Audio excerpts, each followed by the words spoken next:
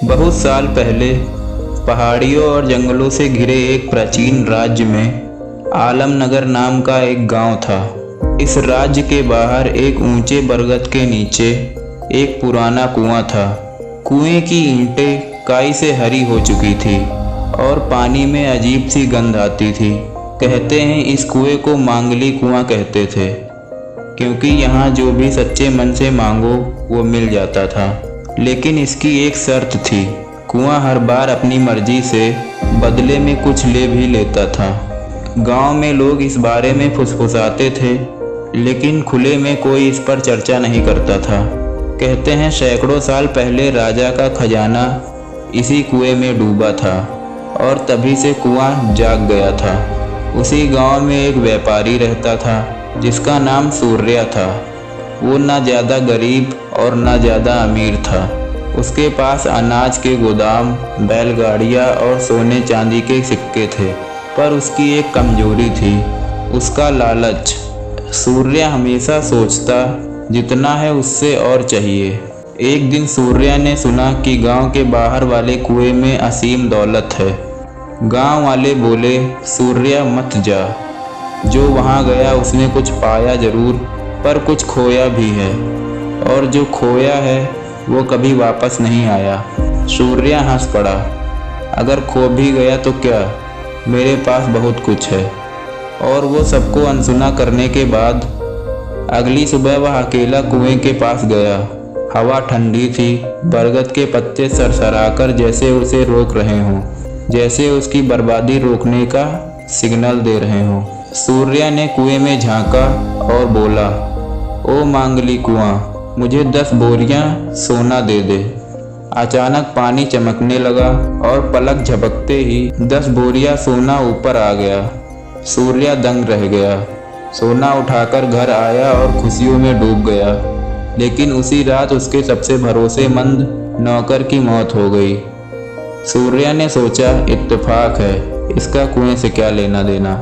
और उसे यह करते बहुत मज़ा आया, क्योंकि उसे मनचाही चीज़ मिल गई थी। कुछ दिन बाद सूर्या फिर कुएं पर गया और फिर से वही दोहराया, मांगली कुआं, मुझे रत्न और मोती दे दे। और फिर वही चमत्कार। लेकिन इस बार उसके गोदाम में आग लग गई और आधा अनाज जलकर खाक हो गया। गांव वाले फुसफुसाने लगे, कुएं की कीमत वसूली शुरू हो गई है। पर सूर्या को अब न चेतावनी सुनाई दे रही थी और न डर। वह सोच रहा था, हर बार नुकसान कम है, लेकिन जो पाता हूँ वो ज़्यादा है। कुएं का जादू बढ़ने लगा।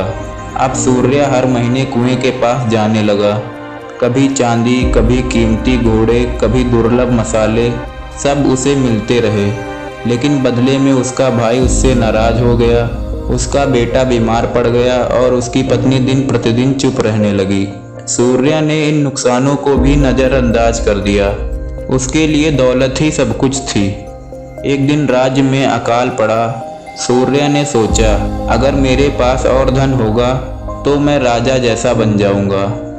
वह कुएं के पास जाकर बोला, मांगली कुआं, मुझे इतना सोना दे दे कि मैं पूरे राज्य का मालिक बन जाऊं।